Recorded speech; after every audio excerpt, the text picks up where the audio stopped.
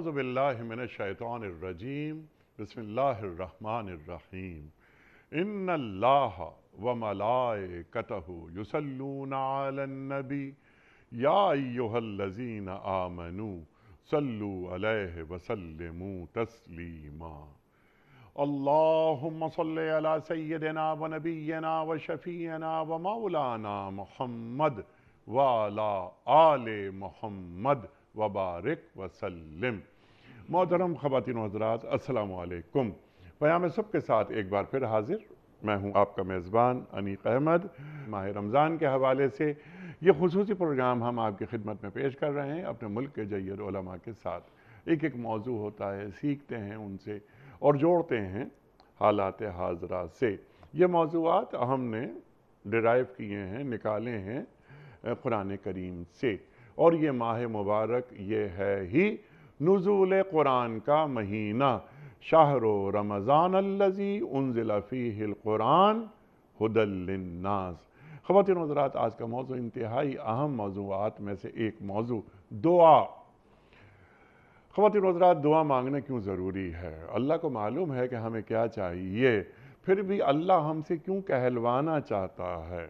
کہ اللہ تو علیم ہے، اللہ خبیر ہے، اللہ کو معلوم ہے کہ مجھے اور آپ کو کیا چاہیے، لیکن اللہ کیوں یہ فرما رہا ہے کہ وَقَالَ رَبُّكُمُ ادْعُونِي أَسْتَجِبْ لَكُمْ إِنَّ الَّذِينَ يَسْتَكْبِرُونَ عَنْ عِبَادَتِي سَيَدْخُلُونَ جَهَنَّمَ دَاخِرِينَ۔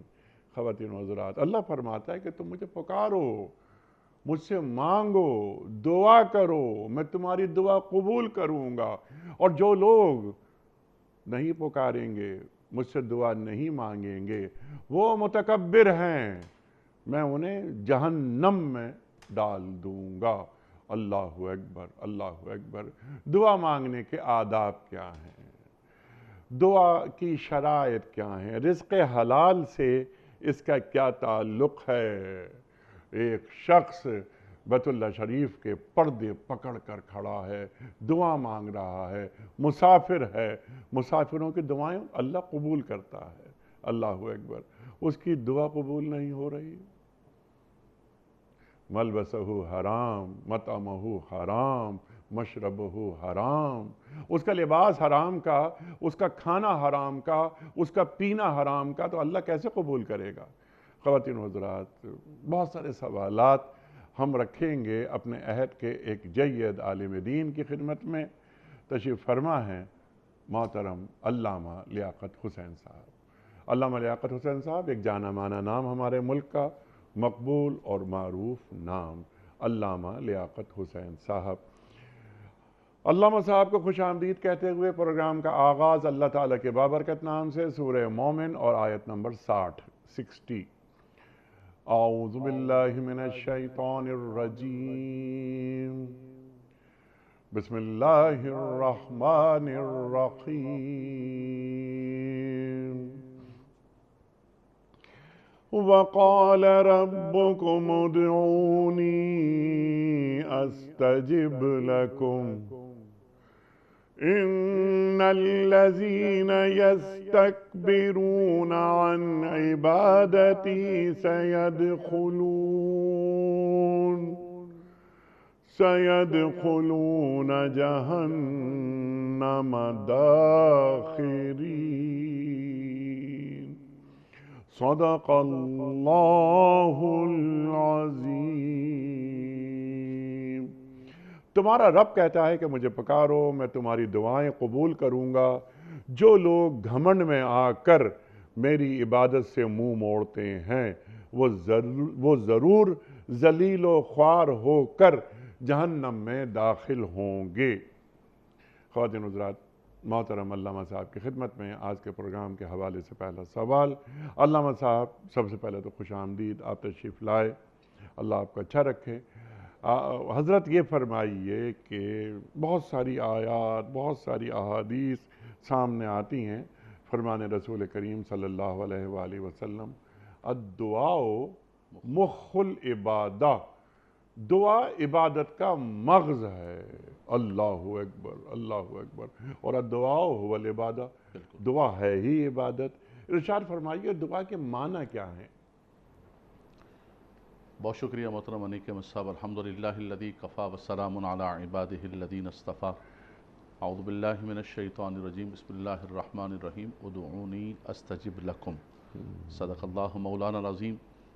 دیکھیں قرآن مجید فرقان حمید کی جو آیت کریمہ آپ نے تلاوت فرمائی اور اس کا ترجمہ آپ نے ذکر فرمایا، اس میں رب تبارک و تعالیٰ خود فرما رہے ہیں کہ مجھ سے دعا مانگو.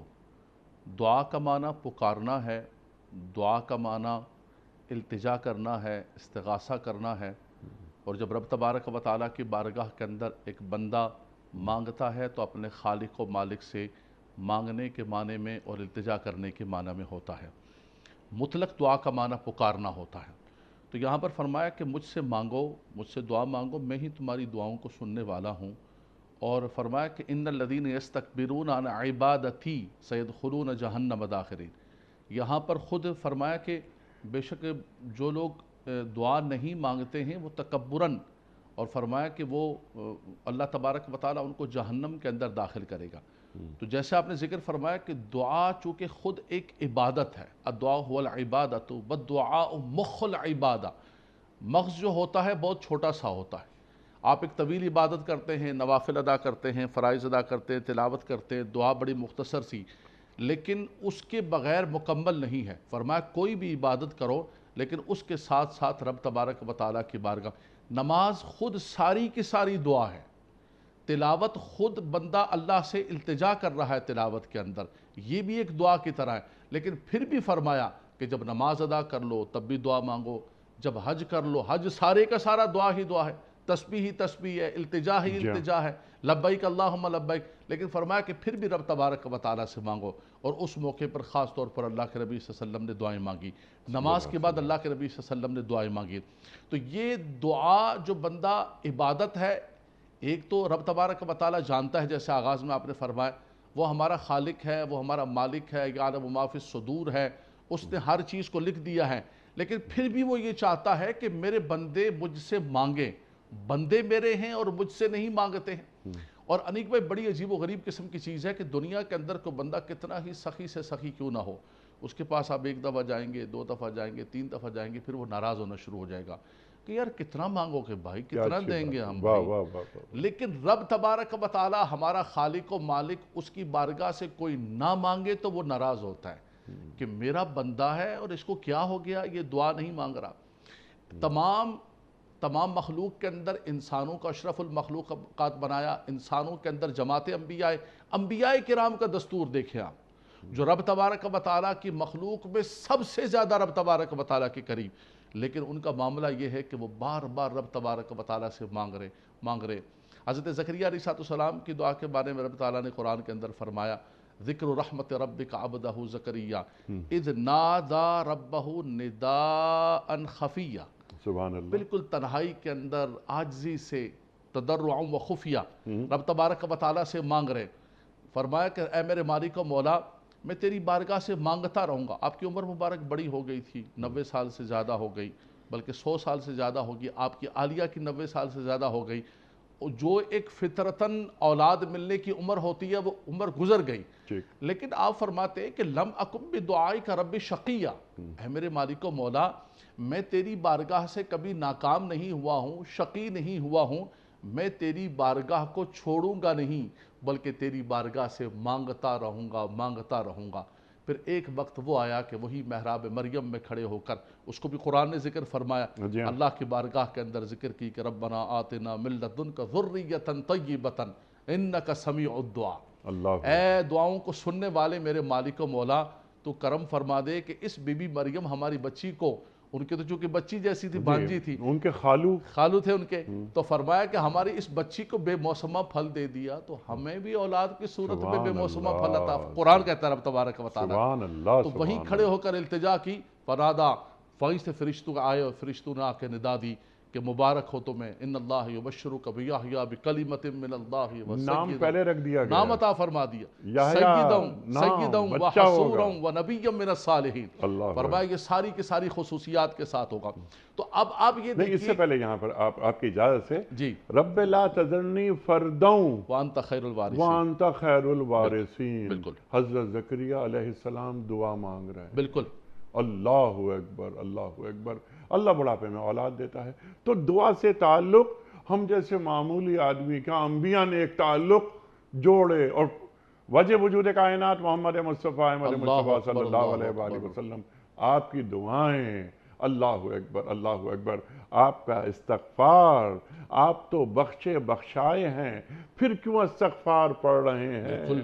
افلا اکون عبدا شکورا، کیا ام المومنین حضرت عائشہ صدیقہ رضی اللہ تعالی عنہ، کیا تم یہ نہیں چاہتی کہ میں اللہ کا شکر گزار بندہ بن جاؤں؟ بالکل، اللہ اکبر اللہ اکبر۔ بڑی خوبصورت آپ نے بات فرمائی۔ دیکھیں اللہ کے نبی صلی اللہ علیہ وسلم فرماتے ہیں انی استغفر اللہ واتوب الیہ فی اليوم 70 مرہ، اللہ پھر روایت 100 مرہ، فرمایا میں روزانہ 70 بار استغفار کرتا ہوں، 100 بار استغفار کرتا ہوں۔ اور بالکل آپ نے صحیح فرمایا کہ لیغفر لک اللہ ما تقدم من ذنبک وما تأخر آپ کی شان ہے۔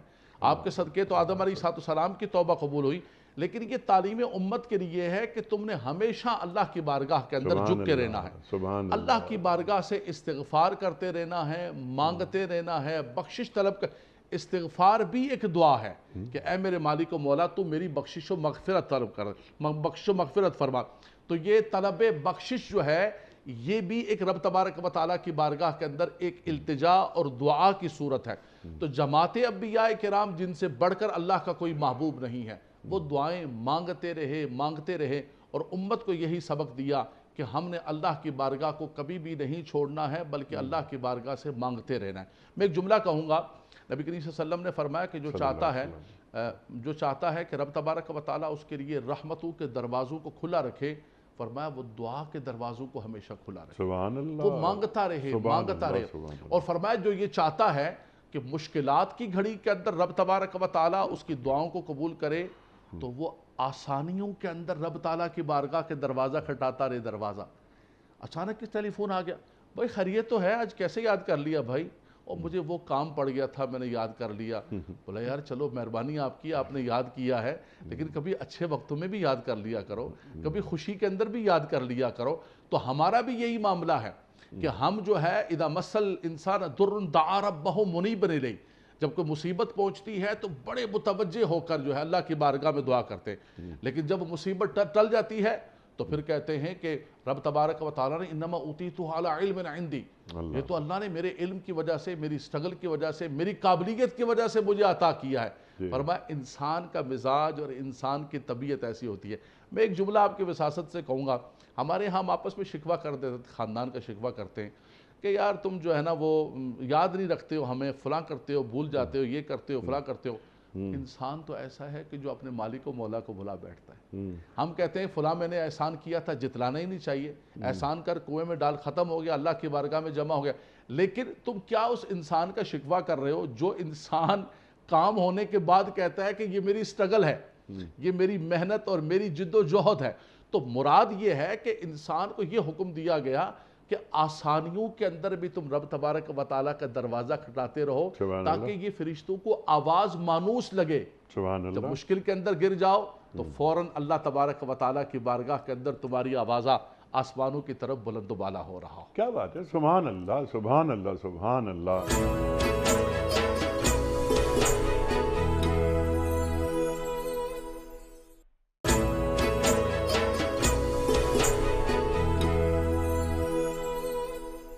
اب سوالات بہت زیادہ ہیں تو میں چاہتا ہوں کہ بس جلدی سوالات آپ کی خدمت پہ رکھوں۔ آپ نے جو قرآن کریم کی آیت کا حوالہ دیا، اور اتفاق کی بات ہے کہ وہی آیت ہم نے منتخب کی تھی آج، تو وَقَالَ رَبُّكُمُ ادْعُونِي أَسْتَجِبْ لَكُمْ، مجھ سے مانگو، مجھے پکارو، مجھ سے دعا مانگو، میں تمہاری دعائیں قبول کروں گا۔ وَإِذَا سَأَلَكَ عِبَادِي عَنِّي فَإِنِّي قَرِيبٌ أُجِيبُ دَعْوَةَ الدَّاعِ إِذَا دَعَانِ فَلْيَسْتَجِیبُوا لِی، یہ اللہ تعالیٰ فرما رہا ہے قرآن کریم میں، یہ تم مجھے پکارو اور میں دعا قبول کرتا ہوں، اور جب میرا بندہ مجھے پکارتا ہے تو میں اس کی سنتا ہوں، اللہ اکبر جواب دیتا ہوں، اللہ اکبر۔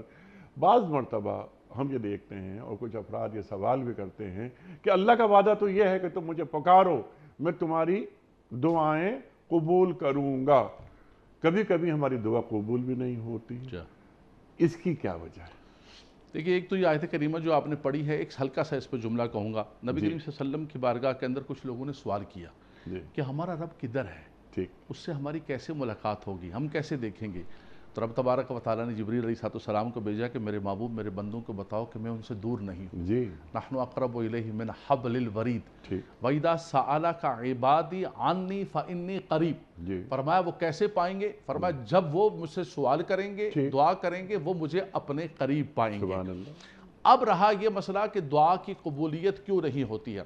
بعض اوقات بعض اوقات دیکھیں، ایک تو اس کے اندر بنیادی طور پر تصور یہ سمجھ لیجئے کہ ہمارے ہاں کانسیپٹ یہ ہے دعا کی قبولیت کا کہ میں نے ایک مخصوص چیز مانگی، اسپیسیفک کوئی چیز مانگی، وہ چیز مجھے مل گئی تو میری دعا قبول ہوئی، وہ چیز نہیں ملی تو میری دعا قبول نہیں ہوئی۔ یہ کانسیپٹ بالکل غلط ہے۔ نبی کریم صلی اللہ علیہ وسلم نے فرمایا دعا کے حوالے سے، فرمایا تمہاری دعائیں قبول ہوتی ہیں، تمہاری دعائیں، تم دعاؤں کو مانگنا رکو نہیں۔ فرمایا رب تبارک و تعالیٰ تمہاری دعائیں کسی نہ کسی صورت میں قبول فرماتا ہے۔ فرمایا جب تم دعا مانگتے ہو، اگر وہ کوئی چیز تمہارے حق میں بہتر ہوتی ہے تو مالک و مولا عطا فرماتا ہے۔ سبحان اللہ۔ دیکھیں وہ ہمارے لیے جانتا ہے معال اور انجام کے اعتبار سے کون سی چیز بہتر ہے۔ اللہ یعلم من خلق، اللہ یعلم من خلق وہو اللطیف الخبیر، اللہ وہ جانتا ہے، وہ علم والا ہے، کرم والا ہے، وہ جانتا ہے کہ میں تو ہر چمکتی ہوئی چیز کو کہوں گا کہ مجھے مل جائے۔ اللہ اکبر۔ جیسے ایک چھوٹا بچہ ہوتا ہے بازار میں، ماں کا ہاتھ پکڑا ہوا ہے، ایک چمکتی ہوئی چیز، امی مجھے یہ لینا ہے، بیٹا نہیں امی مجھے یہ لینا ہے۔ تو انسان کا، امام بصیری فرماتے ہیں یہ انسان کا من بھی ایک چھوٹے بچے کی طرح ہے۔ فرمایا کہ ہر چمکتی ہوئی چیز پر اس کا دل آ جاتا ہے کہ مجھے یہ مل جائے، لیکن یہ رب تبارک و تعالیٰ جانتا ہے۔ عسیٰ ان تکرہوا شیئا وہو خیر لکم اللہ اکبر۔ وعسیٰ ان تحبوا شیئا وہو شر لکم واللہ یعلم وانتم لا تعلمون۔ سبحان اللہ۔ ضابطہ قرآن نے عطا فرما دیا اس مالک و مولا نے۔ فرمایا کہ کبھی کبھی ایسا ہوتا ہے کہ کسی چیز کو تم ناپسند کرتے ہو وہ تمہارے لیے بہتر ہوتی ہے، اور کوئی چیز تمہیں پسند ہوتی ہے، مجھے یہ مل جائے، میرا یہاں رشتہ ہو جائے، یہ پلاٹ مجھے مل جائے، یہ دکان مجھے مل جائے۔ فرمایا رب تبارک و تعالیٰ کے علم میں تمہارے لیے بہتر نہیں ہوتی ہے، رب تعالیٰ نہیں عطا فرماتا ہے۔ تم کہتے ہو ہائے اللہ میری دعا قبول نہیں ہوئی، فرمایا واللہ یعلم وانتم لا تعلمون، رب تبارک و تعالیٰ جانتا ہے۔ تو نبی کریم صلی اللہ علیہ وسلم نے فرمایا کہ دعاؤں کی قبولیت کی 3 صورتیں ہوتی ہیں۔ کبھی ایسا ہوتا ہے کہ جو چیز مانگی وہ عطا کر دی گئی، کبھی کبھی ایسا ہوتا ہے کہ وہ چیز نہیں عطا کی جاتی، اس کے بدلے میں رب تعالیٰ دعا ایسے قبول کرتا ہے کہ کسی آنے والی مصیبت کو، بلا کو تم پر سے ٹال دیتا ہے۔ سبحان اللہ۔ دعا قبول ہوئی ہے، اس کا شیپ بدل گیا، اس کی صورت بدل گئی، ہم کہتے ہیں دعا قبول نہیں، مجھے یہ چیز نہیں ملی۔ تیسرا فرمایا کہ تیسری صورت یہ ہوتی ہے کہ میدان معاشر میں جب بندہ پہنچتا ہے تو اس کے میزان عمل پر بہت ساری پہاڑ کے برابر نیکیاں ہوتی ہیں۔ یا مالک و مولا یہ نیکیاں تو میں نے نہیں کی، فرمایا یہ دنیا میں تمہاری مانگی ہوئی دعائیں ہیں جو ذخیرہ کی جا رہی تھی، اللہ اکبر، اور فرمایا آج تمہیں عطا کی جا رہی ہیں۔ بندہ اس وقت کھڑے ہو کے کہتا ہے کہ کاش ایسا ہوتا کہ دنیا میں میری کوئی بھی دعا قبول نہیں ہوتی۔ یہاں کہتے ہیں کہ میری ہر دعا اسپیسیفک قبول ہو جائے، وہاں جا کر التجا کرتا ہے کہ یا لیتنی، ہائے کاش ایسا ہوتا کہ میری کوئی دعا قبول نہ ہوتی اور یہاں ذخیرہ مجھے مل جاتا۔ فمن ثقلت موازینہ فہو فی عیشۃ راضیہ، فرمایا جن کے بوجھل بھاری ہوں گے، میزان بھاری ہوگا، وہ عیش کے اندر ہوں گے۔ اس عیش کو دیکھ کر بندہ کہتا ہے کہ کاش میری کوئی دعا قبول نہ ہوتی۔ تو دعا ہر صورت میں قبول ہوتی ہے، لیکن اس کی صورت بدل جاتی ہے۔ دوسرا جیسے آپ نے ذکر فرمایا، مسلم شریف کی حدیث پاک ہے، نبی کریم صلی اللہ تعالیٰ علیہ وسلم نے فرمایا کہ بندہ جب دعا کرتا ہے تو دعا کے لیے بنیادی شرط یہ ہے۔ ہم کہتے ہیں کہ ہم سے شب برات آ رہی ہے، لیلۃ القدر ہے، مبارک راتیں ہیں، مسجد میں بیٹھ جائیں، جمعے میں بیٹھ جائیں سفید کپڑے پہن کر، لیکن یہ تو بتاؤ کہ یہ کپڑے لائے کدھر سے ہو، یہ کپڑے کہاں سے لائے ہو؟ حضرت سیدنا عبداللہ بن عمر رضی اللہ تعالیٰ فرماتے ہیں کہ ایک بندے نے ایک کپڑا پہنا ہوا ہے 10 درہم کا، اس کے اندر 9 درہم حلال کا ہے، 1 درہم حرام کا ہے۔ فرمایا رب تعالیٰ نہ اس کی دعائیں قبول کرتا ہے، نہ اس کی نمازیں، مشکاۃ شریف کی حدیث پاک ہے، فرمایا قبول نہیں فرماتا۔ پھر وہ مشہور حدیث پاک مسلم شریف کے کہ ایک بندہ سفر سے آتا ہے، بال بکھرے ہوئے، یا رب یا رب، لیکن حضور نے فرمایا کہ ملبسو حرام، مطعمو حرام، غذی بالحرام، اس کی گروتھ حرام سے ہو رہی ہے، فَأَنَّا يُسْتَجَابُ، کیسے رب تبارک و تعالیٰ اس کی دعا کو قبول کرتا ہے؟ اچھا ہم نے یہ سمجھ لیا ہے کہ یہ میری عبادت اور یہ میری تجارت، میرا دھندا کالا ہے، پیلا ہے، نیلا ہے، گندا ہے، پر دندہ ہے، جیسا بھی ہے میں نے کرنا ہے، اس کو چھوڑے۔ مولانا صاحب حضرت اس کی بات نہ کرے، اس کی بات نہ کرے، یہ میری، دیکھیں میں عبادت کے لیے تو آتا ہوں، میری تجارت کی طرف آپ نہ جائیں۔ یہ آپ کو کس نے بتا دیا کہ آپ کی عبادت الگ ہے، آپ کی تجارت الگ ہے؟ آپ کی عبادت کی قبولیت کا سارا مدار آپ کے اس غذا پر، آپ کے اس تجارت پر ہے۔ اور یہ میں اور آپ بیٹھ کے طے نہیں کر رہے، یہ آقا دو جہاں صلی اللہ علیہ وسلم نے خود ہمیں سبق دیا، قرآن نے ہمیں سبق دیا کہ اگر تم چاہتے ہو کہ اللہ تمہاری دعاؤں کو قبول فرمائے، فرمایا تمہیں اللہ اور اس کے رسول کی اطاعت کرنی پڑے گی، رب تعالیٰ تم پر کرم فرمائے گا۔ تو فرمایا کہ اگر صدق مقال نہیں ہے، صدق مقال تمہاری زبان صاف نہیں، صبح سے شام تک جھوٹ بولتے جا رہے ہو، رزق حلال نہیں ہے، تمہارا کھانا پینا حرام کا ہے، تو فَأَنَّا يُسْتَجَابُ، کیسے رب تبارک و تعالیٰ تمہاری دعا کو قبول و منظور فرمائے گا؟ سبحان اللہ، سبحان اللہ، سبحان اللہ۔ تو رزق حلال سے دعا کی قبولیت کا خاص تعلق، مضبوط اللہ اکبر، مضبوط تعلق۔ اور آپ نے کیا اچھی بات فرما دی کہ دعائیں کبھی رد نہیں ہوتی ہیں، سبحان اللہ، وہ جمع ہو جاتی ہیں ہمارے ذخیرہ اعمال میں، سبحان اور اللہ اکبر، اللہ اکبر، یعنی اللہ تعالیٰ نے بیان فرما دیا، قرآن کریم میں بیان ہو رہی ہے بات کہ اللہ یعلم من خلق، کہ کیا اللہ ہی نہیں جانے گا جس نے پیدا کیا ہے، جو 70 ماہوں سے زیادہ محبت کرتا ہے، کون سی دعا کب قبول کرنی ہے، یہ اللہ تعالیٰ کے علم میں ہے۔ میں نے ایک سوال یہ بھی رکھا تھا، ایک سوال، یہ شاید بڑا سوال ہے کہ اللہ کیوں چاہتا ہے کہ اسے پکارا جائے؟ یعنی کیا ایک بندے کو وہ بتانا چاہتا ہے کہ تیرا مقام کیا ہے، میرا مقام کیا ہے، تیری بندگی کے لیے ضروری ہے کہ تو مجھے پکارے، تو مجھے اپنے ساتھ رکھ، میں تجھے اپنے ساتھ رکھوں گا۔ بہت بڑا سوال ہے یہ، بالکل آپ نے صحیح فرمایا کہ وہ کیوں دعا کے لیے فرما رہے ہیں۔ دیکھیں وہ ہمارا خالق و مالک ہے، یہ جو اس نے ہم پر سجدہ ریزی کو فرض کیا ہے، جی، اور اس نے فرمایا کہ تم میری بارگاہ کے اندر سر جھکاؤ، اچانک کھانا پینا سب کچھ موجود ہے، بند کر دیا صبح سے شام تک، جی، فرمایا پتہ چلے کہ میں تمہارا خالق ہوں، تو میرا بندہ ہے، تو اپنے آپ کو امساک روک سکتا ہے، تو روزے کی صورت کے اندر سب کچھ موجود ہے، لیکن دو انسلے کپڑے پہنے اور چل پڑے آپ وہاں جا کے کھلے میدان کے اندر، بھئی یہاں کیا ہے، رب تبارک و تعالیٰ تو ہر جگہ ہے، لیکن اس کا حکم ہے۔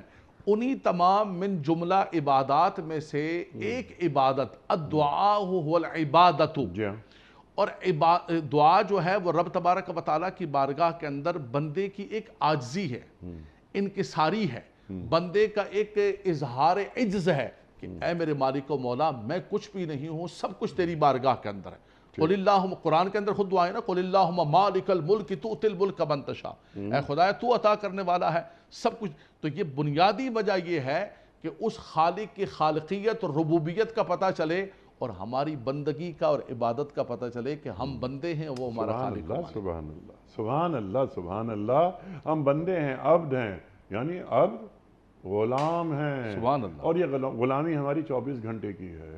جو آپ نے بات فرمائی، خوبصورت بات کہ عبادت الگ، تجارت الگ، ایسا نہیں ہے، کہ 24 گھنٹے کی غلامی ہے جو ہماری جاری ہے۔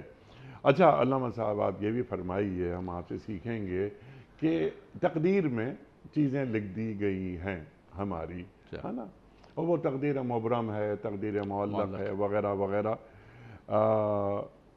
جب ایک چیز اللہ تعالیٰ نے لکھی دی ہے ہماری تقدیر میں، تو ہم دعا کیوں مانگتے ہیں؟ بالکل صحیح۔ جیسے آپ نے اشارہ فرمایا کہ کچھ چیزیں ایسی ہیں کہ تقدیر مبرم ہے، مثال کے طور پہ انسان کی پیدائش کا وقت ہے، انسان کی موت کا وقت ہے، اور کچھ چیزیں ایسی ہیں جو مبرم ہیں، اس کے اندر کوئی بھی تبدیلی واقع نہیں ہوتی ہے، اور دعا بھی اس کو نہیں بدل سکتی ہے۔ لیکن کچھ چیزیں ایسی ہیں کہ جو تقدیر معلق ہیں، مثال کے طور پہ بندہ اگر صدقہ دے گا تو یہ آنے والی بلا ٹل جائے گی، بندہ اگر اپنے والدین کے ساتھ نیکی کرے گا، اپنے رشتہ داروں کے ساتھ نیکی کرے گا، تو رب تبارک و تعالیٰ اس کی روزی میں برکت عطا فرما دے گا، رب تبارک و تعالیٰ جیسے حدیث پاک کے اندر آیا، اس کی عمر کے اندر برکتیں عطا فرما دے گا۔ تو یہ چیزیں کچھ رب تبارک و تعالیٰ نے خود معلق رکھی ہیں کہ بندہ یہ کرے گا تو فرمایا رب تبارک و تعالیٰ اسے ریوارڈ کے طور پر جو ہے نا یہ چیزیں عطا فرمائے گا۔ بندہ اپنے والدین کے ساتھ اچھائی کرے گا، رب تبارک و تعالیٰ اس کی اولاد کو متعین کر دے گا۔ حدیث پاک کے اندر آتا ہے کہ تم کسی بوڑھے کی تعظیم کرو، رب تعالیٰ ایک جوان کو تمہارے بڑھاپے میں متعین کر دے گا، وہ تمہاری تعظیم کر رہا ہوگا۔ تو ان تمام چیزوں کو رب تبارک و تعالیٰ نے فرمایا، ایک بندہ ہے وہ اللہ کی بارگاہ کے اندر میدان معاشر کے اندر رب تعالیٰ فرمایا کہ یہ میرا بندہ بھوکا تھا، فرمایا میں بھوکا تھا تو نے مجھے کھانا نہیں دیا، میں لباس نہیں تھا، مالک و مولا تو عطا، فرمایا کہ میرا بندہ بھوکا تھا، یہ میرا بندہ بے لباس تھا، تو کچھ مخلوق کے ساتھ ایسی چیزوں کو متعین کر دیا کہ بندہ مخلوق کے ساتھ کرے گا تو رب تبارک و تعالیٰ عطا فرمائے گا. تو جو تقدیر مثال کے طور پہ انسان کی موت ہے، اب دعا انسان جتنی بھی کرے، عبادات جتنی بھی کرے، جو موت کا وقت ہے وہ آ کر رہے گا. ٹھیک ہے. اس کی جو جگہ ہے وہ آ کر رہے گی. لیکن انسان التجا کرتا ہے کہ اے مالک و مولا سکرات موت سے محفوظ فرمانا.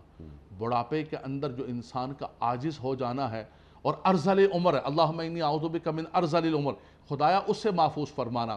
دنیا کی کوئی بھی میڈیسن ہے وہ آپ کی بیماریوں کو روک سکتی ہے، لیکن کوئی بھی دنیا کی میڈیسن وہ نہیں ہے جو آپ کی موت کو روکے. تو وہ چیزیں جو تقدیر مبرم ہے اس میں دعا بھی نہیں، لیکن تقدیر معلق کے لیے انسان اللہ کی بارگاہ کے اندر التجا کرتا رہے. لیکن ساری باتوں کے انیک صاحب ایک ہی بات ہے، سب باتوں کی ایک بات ہے، کچھ ملے نہ ملے عطا کرنے والی ذات اللہ کی ہے. میرے مقدر کے اندر کیا ہے کیا نہیں ہے. اب دیکھیں کتنے دنیا کے اندر لوگ ہیں جو رب تبارک و تعالیٰ کو رب بھی نہیں مانتے. اللہ نے ان کو روزی بھی کھلی دی ہوئی ہے، اللہ تبارک و تعالیٰ نے ان کو سلطنتیں بھی کھلی دی ہوئی ہیں. یہ رب تبارک و تعالیٰ، حضرت ابراہیم علیہ السلام نے جب خانہ کعبہ تعمیر کیا تو کہا کہ رب اجعل ھذا بلدا آمنا وارزق اہلہ من الثمرات من آمن منہم باللہ والیوم الآخر. خدا یہاں کے رہنے والوں کو روزی دینا، لیکن صرف ان کو دینا جو تجھے مانتے آخرت کو مانتے. فرمایا میرے خلیل یہ نہ کہو، ومن کفر فَأُمَتِّعُهُ قَلِيلًا ثُمَّ أَضْطَرُّهُ إِلَىٰ عَذَابِ النَّارِ وَبِئْسَ الْمَصِيرُ. فرمایا جہاں تک دنیا کا معاملہ ہے تو وَلَيْسَ لِلْإِنسَانِ إِلَّا مَا سَعَىٰ، اس دنیا کے اندر میں سب کا رب ہوں، جو سعی کرے گا میں اسے عطا کروں گا. دنیا کے اندر کافر بھی ہوگا تو میں اسے عطا کروں گا. ہاں اس کا جو آخرت کا معاملہ ہے فرمایا جب وہ آئے گا تو اگر کفر پر آیا تو اس کو جہنم کے اندر داخل کیا جائے گا. ہم یہ سمجھتے ہیں انیک صاحب کہ ایک بندہ ہے، اس کو بنگلہ مل گیا، اس کو کار مل گئی، بینک بیلنس مل گیا، اس کو سب سامان مل گیا. یقیناً یہ اللہ کا فضل ہے، اللہ کی نعمت ہے. یہ مل جائیں تو میرے مالک و مولا کا کرم ہے، ہم شکر ادا کریں. لیکن نہ ملے تو یہ نہ سمجھے انسان کو وہ بندہ نعوذ باللہ من ذالک اللہ تبارک و تعالیٰ کے محبوب نہیں ہے، یا جن کو مل گیا تو وہ اللہ کے محبوب ہے. تو قارون کی دولت کا قرآن نے کیا کہا؟ ان قارون قوم من قوم موسیٰ فَأَتَيْنَا، اللہ تبارک و تعالیٰ نے اتنے کنوز ما ان آتیتہ من الکنوز، اللہ تبارک و تعالیٰ نے اس کو اتنی دولت عطا فرمائی کہ جو کنز نہیں بلکہ کنوز تھے، خزانوں کے خزانے. تو قبولیت یہ نہیں ہے دعا کی کہ صرف دنیا مل جائے، قبولیت یہ ہے کہ رب تبارک و تعالیٰ زندگی میں سکون عطا فرمائے، رب تبارک و تعالیٰ ایمان پر خاتمہ عطا فرمائے. اور سب سے بڑی بات فَمَنْ زُحْزِحَ عَنِ النَّارِ وَأُدْخِلَ الْجَنَّةَ فَقَدْ فَازَ. فرمایا کہ انسان کامیاب یہ ہے کہ اپنے ایمان کی سلامتی لے کر اس دنیا سے چلا جائے. سبحان اللہ سبحان اللہ. یعنی دنیا کو مقصود اعظم نہ بنائیں. مجھے ایک بڑی گاڑی مل جائے، بڑا بنگلہ مل جائے، میرے بینک میں بہت بڑی اماؤنٹ ہمیشہ رہنی چاہیے، میری بیوی بہت اچھی جگہوں پہ شاپنگ کرے. یہ چھوٹی چھوٹی سی خواہشات، ان کو اللہ کے سامنے کیا پیش کرنا. اچھا اب جو بڑی دعائیں ہیں، بڑی دعائیں ہیں، وہ ایک مجھے حدیث یاد آئی بخاری کی، اللہم فقہنی فی الدین. سبحان اللہ. اللہ اکبر. اے اللہ مجھے دین کی سمجھ عطا کر. کیا دعا ہے، کیا دعائیں ہونی چاہیے. اللہ اکبر اللہ اکبر. یہ بہت بڑی بات کہی نک صاحب آپ نے کہ ایک بندہ مومن کے لیے یہ سب دنیا کی چیزیں تو رب تعالیٰ کافر کو بھی دیتا ہے، مومن کو بھی دیتا ہے. لیکن مومن جو اللہ کی بارگاہ کے اندر مانگے، وہ دین کی سمجھ مانگے، وہ قرآن کی دولت مانگے، وہ اللہ اور اس کے رسول کی اطاعت اور پاکیزہ زندگی مانگے. اور یہی فرمایا کہ اللہم فقہ فی الدین. اور فرمایا من یرید اللہ بہ خیرا یفقہہ فی الدین. جس سے اللہ خیر کا ارادہ کر لیتا ہے، اسے یہ نہیں کہا کہ اسے دراہم و دنانیر دیتا ہے، فرمایا اللہ اس کو دین کی سمجھ عطا فرماتا. سبحان اللہ سبحان. رب تبارک و تعالیٰ اس کو اطمینان قلبی وَلَكِنْ لِيَطْمَئِنَّ قَلْبِي عَلَىٰ بِذِكْرِ اللَّهِ تَطْمَئِنُّ الْقُلُوبُ. اللہ تبارک و تعالیٰ، انیک صاحب آپ یقین کیجئے کہ ہم اپنے دائیں بائیں دیکھتے ہیں کہ ملینر بلینر لوگ ہیں، لیکن خدا کی قسم ان کو زندگی کا سکون نہیں ہے، زندگی کا آرام نہیں ہے، نیند ان کی آرام کی نہیں ہے. ان کی زندگی کے اندر اولاد کی صورت میں، فلاں کی صورت کے اندر. تو ہم یہ سمجھتے ہیں کہ شاید یار میرے پاس کوئی 100 ارب آ جائے، 200 ارب آ جائے تو ختم، میری دعائیں قبول ہو جائیں گی. سب سے بڑی بات یہ مانگنے کی اللہ تعالیٰ کی بارگاہ کے اندر. ہاں اللہ ہمیں کسی کا فقیر نہ کرے، ہماری اولاد کو کسی کا فقیر نہ کرے. فَإِذَا قُضِيَتِ الصَّلَاةُ فَانْتَشِرُوا فِي الْأَرْضِ وَابْتَغُوا مِنْ فَضْلِ اللَّهِ. اللہ کے خلیل نے بھی دعا فرمائی کہ رَبَّنَا لِيُقِيمُوا الصَّلَاةَ فَاجْعَلْ أَفْئِدَةً مِّنَ النَّاسِ تَهْوِي إِلَيْهِمْ وَارْزُقْهُم مِّنَ الثَّمَرَاتِ لَعَلَّهُمْ يَشْكُرُونَ. لیکن یہ ہے کہ اس کو مقصود بنا لینا. مقصود جو دین ہے جس کی طرف آپ نے اشارہ فرمایا کہ اے میرے مالک و مولا تو نے جو زندگی کی سانسیں عطا فرمائی ہیں مجھے اپنے دین کے لیے، اپنے قرآن کے لیے، اپنی شریعت کے لیے قبول فرما لے اور اس کے لیے مجھے کچھ نہ کچھ چیزیں عطا فرما دیں. اللہم انی اعوذ بک من العجز والکسل واعوذ بک من الجبن والبخل واعوذ بک من غلبۃ الدین وقہر الرجال. خدا عاجز ہونے سے، کاہل ہونے سے، سست ہونے سے، بخیل ہونے سے مجھے محفوظ فرما اور رب تبارک و تعالی لوگوں کے غلبے سے مجھے محفوظ فرما. ربنا آتینا فی الدنیا حسنہ وفی الآخرۃ حسنہ. لیکن مرکزی چیز کیا ہے؟ وقنا عذاب النار. نتیجہ یہ ہے کہ خدایا تو میری دنیا کو بھی اچھا فرما، میری آخرت کو بھی اچھا فرما، لیکن رب تبارک و تعالی مجھے جہنم کے عذاب سے محفوظ فرمانا. وہ جو آپ نے کہا کہ قرآن کون سی دعائیں ہمیں عطا فرماتا ہے اور رسول اللہ صلی اللہ علیہ وسلم نے کون سی دعائیں عطا فرمائی، ان کے اندر یہی چیزیں عطا فرمائیں کہ اے خدایا تو فقر سے بھی مجھے محفوظ فرمانا، لیکن ایسے غنا سے بھی محفوظ فرمانا کہ جو دولت اور مال مجھے تیری بغاوت کی طرف لے کے چلا جائے. ایسی اولاد سے، ایسے فتنوں سے، انما اموالکم و اولادکم فتنہ لا تلہکم اموالکم ولا اولادکم عن ذکر اللہ جو بن جائے، فرمایا اس سے تو مجھے محفوظ فرمانا. تو اصل یہ ہے کہ رب تبارک و تعالی بندے کو اس اعتبار سے زندگی عطا فرمائے کہ اس کی تابعداری میں گزارے اور پھر ایمان کی سلامتی لے کر اللہ کی بارگاہ کے اندر. سبحان اللہ، سبحان اللہ، سبحان اللہ.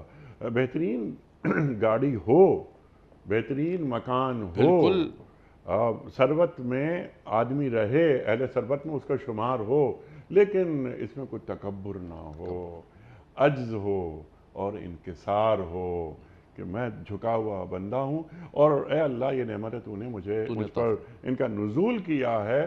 لَإِن شَكَرْتُمْ لَأَزِيدَنَّكُمْ وَلَإِن كَفَرْتُمْ إِنَّ عَذَابِي لَشَدِيدٌ.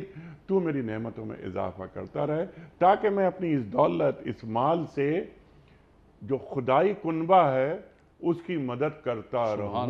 سبحان اللہ. قارون کا آپ نے ذکر کیا کہ مجھے قارون نہ بنانا، میں ناک بن کے نہیں بیٹھوں.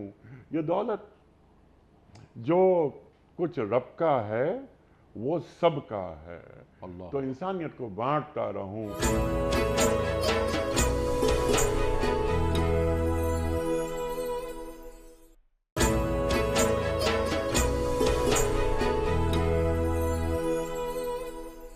مستجاب الدعوات کون لوگ ہوتے ہیں؟ دیکھیں جی، مستجاب الدعوات سب سے پہلے تو جماعت انبیاء کرام ہیں اور اس کے بعد صحابہ کرام، آل بیت اطہار، تابعین، تبع تابعین. جتنا زیادہ اللہ کا مکرم ہوگا، اکرم ہوگا، اتنا زیادہ مستجاب الدعوات ہوگا. جتنا زیادہ اتقا ہوگا اتنا زیادہ وہ مستجاب الدعوات ہوگا. فرمایا کہ مستجاب الدعوات کیسے بنتے ہیں؟ فرمایا مستجاب الدعوات ہمارے ہاں تو اللہ تبارک و تعالی محفوظ فرمائے، ہمارے میڈیا نے تو آج دعا کو بھی ایک ایکٹنگ بنا دی ہے کہ جو جتنا زیادہ ایکٹر ہوگا، جتنا زیادہ ایکٹنگ کے ساتھ کرے گا، شاید اس کی دعا، کہتے ہیں بڑی بڑی اچھی دعا کرتے ہیں اور پہلے سے بینر لگا دیتے ہیں کہ فلاں بندہ جو ہے وہ اس کی رقت انگیز دعا اور فلانا. بھائی رقت کسی بازار سے ملتی ہے، پہلے سے لے کر آگے ہو. یہ تو ایک کیفیت کا نام ہے، وہ ملے نہ ملے، اس وقت آئے نہ آئے. لیکن مستجاب الدعوات حقیقت کے اندر یہ ہے، جیسے ہم نے آغاز کے اندر ذکر کیا کہ جو حلال روزی کھانے والا ہے، جس کی زبان ستھری ہے، فرمایا کہ جو رقت قلبی رکھتا ہے، جو اللہ کی بارگاہ کے اندر التجا کرتا ہے عاجزی کے ساتھ، ادعوا ربکم تضرعا وخفیا. صرف کو اچھے کلمات جو ہے وہ تصنع اور بناوٹ کے ساتھ ادا کرنے سے انسان مستجاب الدعوات نہیں بنتا ہے جب تک ان الفاظ کے اندر ایک تاثیر کی برکت نہ مل جائے. اور وہ تاثیر کی برکت کیسے ملتی ہے؟ رزق حلال سے ملتی ہے، سچائی سے ملتی ہے. دوسرا نبی کریم صلی اللہ علیہ وسلم نے فرمایا کہ ایک وقت ایسا ہوتا ہے کہ والمستغفرین بالاسحار. فرمایا کہ جب انسان سحری کے وقت میں دعا کرتا ہے تو یہ ایک ایسا وقت ہے کہ ہر روز رات کے آخری پیر آسمان دنیا پر رب تبارک و تعالیٰ کی رحمت آواز دیتی ہے. پچھلی راتی رحمت رب دی کرے بلند آوازہ، کہ ہے کوئی مانگنے والا؟ فرمایا اس وقت میں جو مانگتا ہے، اقبال کہتے ہیں ہاتھ آتا نہیں کچھ بے آہ سحر گاہی، فرمایا جب تک اس وقت نہیں مانگو گے تو ہاتھ کچھ نہیں آئے گا۔ تو اس وقت مانگنا، تمام آداب کو، حلال و حرام کو رکھ کے، تو رب تبارک و تعالیٰ پھر اس کی دعاؤں کو شرف قبولیت عطا فرماتا ہے۔ دوسرا جو قرآن نے ایک اشارہ کیا، ہم جو زور دیتے ہیں انیک احمد صاحب، ہم زور دیتے ہیں الفاظ کے اوپر، الفاظ کے اوپر زور دینا، لیکن جو ہے قرآن کہتا ہے امن یجیب المضطر اذا دعاہ، اللہ اکبر، کون ہے جو حالت اضطرار کے اندر تمہاری دعا کو سننے والا ہے؟ وہ جو فیلنگ ہے، ہارٹ فیلنگ ہے، وہ جو دلی کیفیت ہے، جب انسان اس سے مانگتا ہے تو پھر رب تبارک و تعالیٰ قبول و منظور فرماتا ہے۔ نبی کریم صلی اللہ علیہ وسلم نے فرمایا کہ جب رب تبارک و تعالیٰ سے مانگو ادعوا اللہ وانتم موقنون بالاجابت، ایک تو فرماؤ کہ ہمارا مالک و مولا، اس سے اچھا گمان رکھو، وہ اپنے گمان کے مطابق عطا کرتا ہے، میرا رب ہے مجھے عطا کرے گا، کسی نہ کسی صورت کے اندر عطا کرے گا۔ دوسرا فرمایا کہ صرف تمہارے زبانی کلمات نہ ہو، تمہارے دل کی حضوری ہو، لا صلاۃ الا بحضور القلب ولا دعاء الا بحضور القلب، نماز ہو، قرآن ہو، دعا ہو، اگر آپ کی اٹینشن نہیں ہے اور آپ کی ہارٹ فیلنگ نہیں ہے تو اس کے اندر وہ دعا قبول نہیں ہوتی ہے۔ ہمارے یہاں دعا یہ ہوتی ہے کہ آپ دعا مانگ رہے ہیں، یا مولانا صاحب دعا مانگ رہے ہیں، امام صاحب دعا مانگ رہے ہیں، آپ پیچھے بیٹھے ہوئے ہیں، لگے ہوئے ہیں، داڑھی کو چھیڑے ادھر کر آمین، تھوڑی دیر بعد ایک زوردار آمین لگا دی، آپ کو کچھ پتہ ہی نہیں کیا پڑھا جا رہا ہے، یا آپ خود بھی پڑھ رہے ہیں تو آپ کو کچھ پتہ نہیں۔ فرمایا جب تک آپ کا اس دل کا رابطہ رب تبارک و تعالیٰ کے ساتھ نہیں ہوگا، آپ مستجاب الدعوات ٹھیک ہے، نہیں تو بن وہ سکتے۔ یقین کیسے پیدا ہوتا ہے؟ دیکھیں یقین تو پھر انسان یعنی یہ اللہ یقین تبارک، اس بات کا کہ میں یہ دعا مانگ رہا ہوں تو میں نیم دلی سے نہیں مانگ رہا، اللہ میری بات سن رہا ہے اور مجھے یقین ہے کہ اللہ تعالیٰ میری دعا کو سن کر میری دعا قبول کرے گا۔ تو نیم دلی سے اور ایک بے کیفی کے ساتھ، جیسے آپ نے فرمایا دعا مانگی مجھے پتہ ہی نہیں امام صاحب کیا کہہ رہے ہیں، یا میں اگر اپنی یعنی فرائض تو میں نے امام صاحب کے پیچھے پڑھے، نوافل میں نے پڑھے، سنتیں پڑھیں اور میں دعائیں مانگ رہا ہوں، تو مجھ کو یہ یقین ہونا چاہیے کہ میں ربنا آتنا فی الدنیا حسنۃ وفی الآخرۃ حسنۃ وقنا عذاب النار، میں نے دعا مانگی تو یہ دعا پہنچی اور اللہ قبول کرے گا۔ میرا یقین پختہ کیسے ہوتا ہے؟ دیکھیں یہ تو بندے کو خود کیفیت پیدا کرنی چاہیے۔ نبی کریم صلی اللہ علیہ وسلم نے فرمایا، حدیث قدسی ہے کہ رب تعالیٰ فرماتا انا ظن عبدی بہ وانا معہ اذا ذکرنی، ٹھیک ہے، فرمایا میں اپنے بندے کے گمان کے ساتھ اس کا معاملہ کرتا ہوں، وہ جیسا گمان کرتا ہے میں ویسے اسے عطا کرتا ہوں۔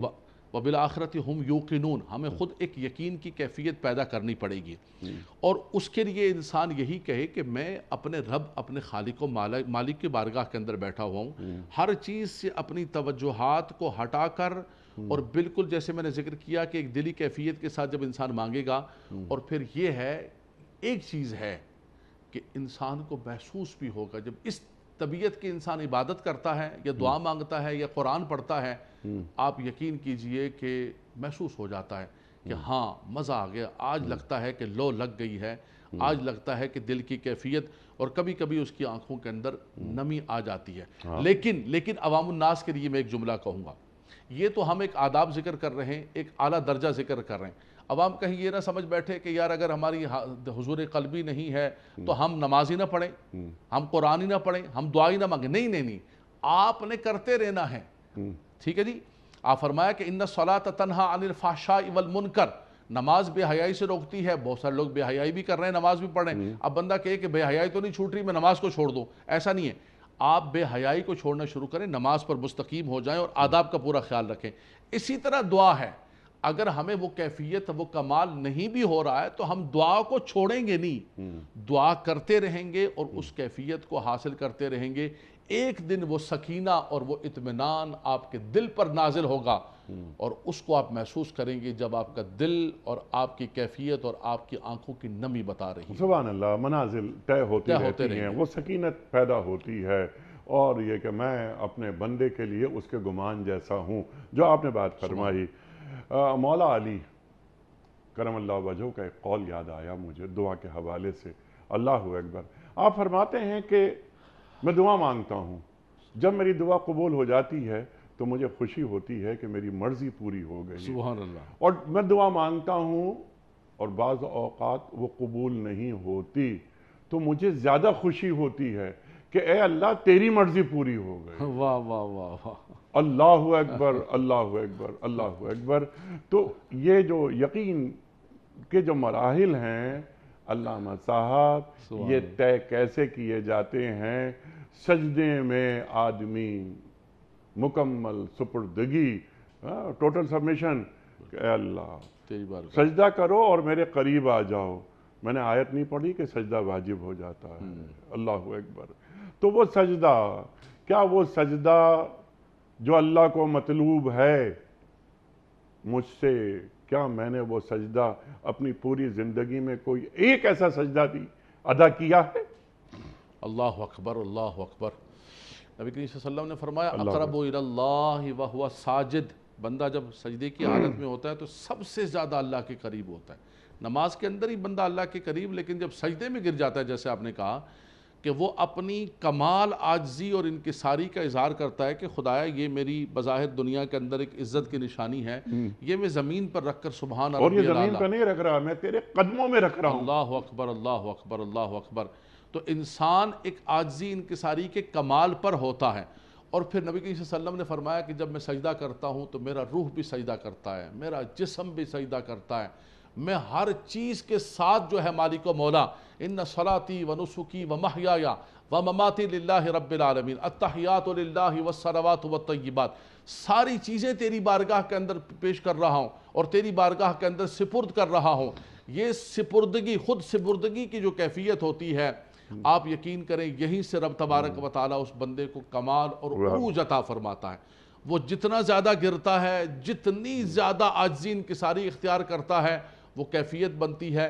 رب تبارک و تعالیٰ اتنی زیادہ اسے بلندیاں، من تواضع للہ فقد رفعہ اللہ، یہ جھکا اور رب تبارک و تعالیٰ نے اسے بلندیاں اور اسے عروج عطا فرمایا. سبحان اللہ. تو انسان اس سپردگی کے ساتھ، خود سپردگی کے ساتھ سجدہ کرے کہ میرا صرف سر نہیں بلکہ میرا دل بھی، میرا جسم بھی، میرا قالب بھی، میرا قلب بھی، میرا سب کچھ اس کی بارگاہ کے اندر، اور میں سب کچھ اس کی سپرد کر رہا ہوں. تو پھر یہ کیفیت حاصل ہو جاتی ہے انسان کو. علامہ صاحب پروگرام کا وقت ختم ہو رہا ہے. اب ارشاد فرمائیے کہ ہم لوگوں سے کہتے ہیں کہ ہمارے لیے دعا کریں، بزرگوں سے کہتے ہیں. ایک تو یہ کہ یہ طریقہ بالکل ٹھیک ہے، اس کی اجازت ہے. دوسری بات اس پر وہ مجھے پھر ایک قول اور یاد آیا حضرت علی کرم اللہ وجہہ کا. آپ فرماتے ہیں کہ مجھے اس شخص پر حیرت ہوتی ہے کہ جس کے والدین زندہ ہیں اور وہ دوسروں سے دعا کی درخواست کر رہا ہے. دیکھیں دونوں چیزوں کا جواب میں دیتا ہوں. ایک تو یہ ہے کہ بزرگوں سے بھی دعا کا کہنا چاہیے، بلکہ ہر شخص سے کہنا چاہیے. سیدنا عمر فاروق رضی اللہ تعالیٰ فرماتے ہیں کہ میں عمرے کے لیے جا رہا تھا اور نبی کریم صلی اللہ علیہ وسلم نے مجھے کہا جی ہاں صلی اللہ علیہ وسلم کہ اشرکنا فی دعائک یا اخی ولا تنسانا. اللہ. سید عمر فاروق فرماتے ہیں کہ وہ لمحہ ایسا تھا کہ میں بتا نہیں سکتا ہوں. جب حضور مجھ سے کہہ رہے تھے کہ میرے بھائی اپنی دعا کے اندر شریک رکھنا، بھول نہ جانا دعاؤں کے اندر. اللہ امام الانبیاء. تو ایسا بھی ہو سکتا ہے کہ کوئی افضل جو ہے وہ مفضول سے کہے. حضور صلی اللہ علیہ وسلم سے بڑھ کر کائنات میں کون ہے؟ وہ بھی التجا کر رہے ہیں. تو سب سے کہا جا سکتا ہے، بزرگوں سے بھی ہر ایک سے التجا کی جا سکتی ہے کہ بھائی دعاؤں میں یاد رکھنا. جیسے کوئی خاص طور پہ حج پہ جاتا ہے، عمرے پہ جاتا ہے، تو ہم اس سے کہتے ہیں. دوسری جو آپ نے بات کہی، بالکل یہ حقیقت بات یہ ہے کہ ہم ادھر ادھر بھٹک رہے ہوتے ہیں. اس کے پاس جا رہے ہیں، اس کے پاس جا رہے ہیں، مولانا صاحب دعا کرنا، پیر صاحب دعا کرنا، شیخ دعا کرنا، فلاں دعا کرنا. ارے دعا کا جو مرکز و محور ہے، اس کے لیے نبی صلی اللہ علیہ وسلم کی حدیث پڑھوں گا. حضور صلی اللہ علیہ وسلم نے فرمایا ثلاث دعوات مستجابات لا شک فیہن. 3 دعائیں ایسی ہیں کہ جو مستجاب ہی مستجاب ہوتی ہیں، ان کی قبولیت کے اندر کوئی شک ہی نہیں ہے. دعوت المسافر و دعوت المظلوم و دعوت الوالد. فرمایا کہ مسافر کی دعا، مظلوم کی دعا یا بد دعا. آپ نے کسی کے ساتھ ظلم کیا تو وہ دعا جائے گی، اور آپ نے کسی کی مدد کی، اس پر ظلم ہو رہا تھا اور اس کی جو کیفیت بنی تو وہ بھی آپ کے لیے بڑی چیز ہوگی. ہم اس کی طرف توجہ نہیں کرتے. ہم کہتے ہیں نہیں یار اس میں نہیں پڑھنا، اس میں نہیں، اس پھٹک میں نہیں پڑھنا. نہیں، وہ بھی ایک کیفیت ہوگی کہ آپ نے کسی مظلوم کی جو ہے داد رسی کی ہے. تیسرا فرمایا کہ والدین کی دعا. فرمایا والدین کی دعا تو ایسی ہے کہ مستجابات لا شک فیہن. ہم آج مبارک راتوں کے اندر، شب برات میں، لیلۃ القدر میں، بڑی راتوں میں، عید میں کہتے ہیں حضرت ہمارے لیے دعا کیجئے. ارے خدا کے بندو جو تمہارے گھر میں ہیں، اللہ تعالیٰ محفوظ فرمائے.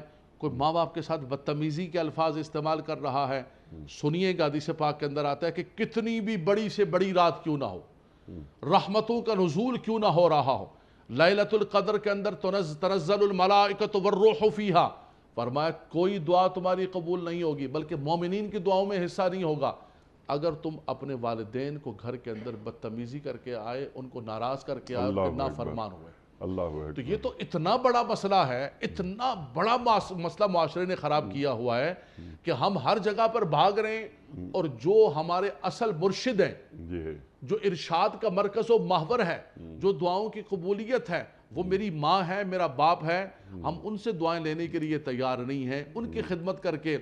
وہ ایک ہمارے ہاں کشمیر میں ایسا ہوتا ہے کہ ختم شریف پر جو ہے نا وہ فاتحہ پڑھتے ہیں، اور فاتحہ کے اندر کوئی نہ کوئی چیز آگے رکھتے ہیں، کھانے پینے کی فروٹ وغیرہ۔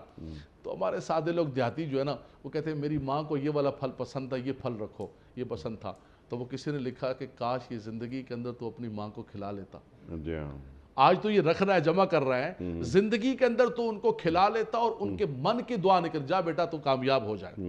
رب تبارک و تعالیٰ آپ یقین کریں زمین سے اٹھا کے تمہیں اوج ثریا کا مقام عطا فرما دیتا۔ تو سب سے بڑھ کر جو دعاؤں کی قبولیت ہے وہ یہ ہے کہ انسان اپنی ماں باپ سے دعا لے۔ ایک اور حدیث پاک کے اندر دعا کی بہت قبولیت کا فرمایا، حضور صلی اللہ علیہ وسلم نے فرمایا کہ اسرع الدعوات، بہت سرعت کے ساتھ جلدی سے دعا قبول ہوتی ہے۔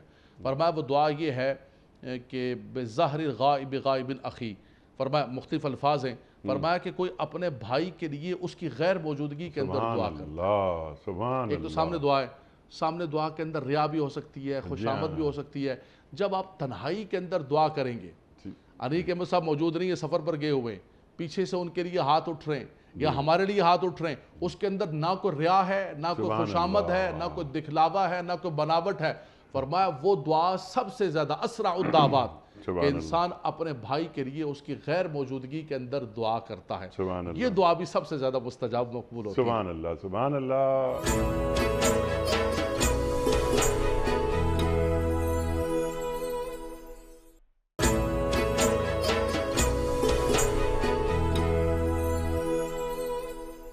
علامہ صاحب آخری سوال آج کے پروگرام کا، یہ دعا کی قبولیت آپ بات فرما رہے ہیں، اول و آخر درود شریف کی کیا اہمیت؟ یہ بڑا اچھا سوال کیا آپ نے۔ حدیث پاک کے اندر آیا ہے، نبی کریم صلی اللہ علیہ وسلم نے فرمایا کہ جب تم دعا مانگو تو دعا کے آداب یہ ہیں کہ سب سے پہلے اللہ کی حمد و ثنا کرو، پھر مجھ پر درود و سلام پڑھو، فرمایا پھر رب تبارک و تعالیٰ سے دعا مانگو۔ سیدنا عمر فاروق رضی اللہ تعالیٰ عنہ امیر المومنین اور سیدنا علی المرتضیٰ کرم اللہ تعالیٰ وجہ الکریم، دونوں سے مختلف الفاظ کے ساتھ روایات ہیں۔ سیدنا عمر فاروق فرماتے ہیں کہ الدعاء معلق موقوف بین السماء والارض، فرمایا جو تم دعائیں مانگتے ہو یہ اوپر نہیں جاتی ہیں، آسمان و زمین کے درمیان معلق و موقوف رہتی ہیں، حتی تصلی علی النبی صلی اللہ علیہ وسلم، فرمایا جب درود و سلام کے ساتھ جاتی ہیں تو پھر رب تبارک و تعالیٰ انہیں قبول و منظور فرماتا ہے۔ تو بالکل اللہ کی حمد کریں، درود و سلام پڑھیں، پھر آخر میں بھی درود و سلام پڑھیں، پھر یہ دعائیں رب تبارک و تعالیٰ کی بارگاہ سبحان اللہ، سبحان اللہ۔ اچھا یہ دعا مانگنے سے قبل اگر کوئی تھوڑا سا صدقہ کر لیں؟ جی بالکل، یہ بھی بہت اچھا طریقہ ہے کہ صدقہ تطفئ البلا، صدقہ جو ہے وہ بلاؤں کو ٹال دیتا ہے، صدقہ جو ہے وہ انسان کے لیے رحمتوں برکتوں کے راستوں کو کھولتا ہے، تو صدقہ بھی کر دے تو بالکل یہ بھی بہت اچھا دعا۔ سبحان اللہ، سبحان اللہ۔ علامہ صاحب بڑا ممنون، بڑا شکر گزار، ہمیشہ کی طرح آج بھی ہم نے آپ سے بہت سیکھا۔ ہمارے علماء کو اللہ سلامت رکھے، تشریف لاتے ہیں اور ہمیں دین سے قریب کر دیتے ہیں۔ خواتین حضرات، یہ ماہ مبارک، ماہ رمضان، الحمدللہ روزانہ ایک نئے مہمان ہمارے ساتھ ہوتے ہیں اور کسی ایک موضوع پر ہم اپنے معزز مہمان سے سیکھتے ہیں تاکہ قرآن کریم سے ہماری قربت ہو۔ اپنے میزبان انیق احمد کو کل تک کے لیے اجازت دیجیے۔ خدا حافظ۔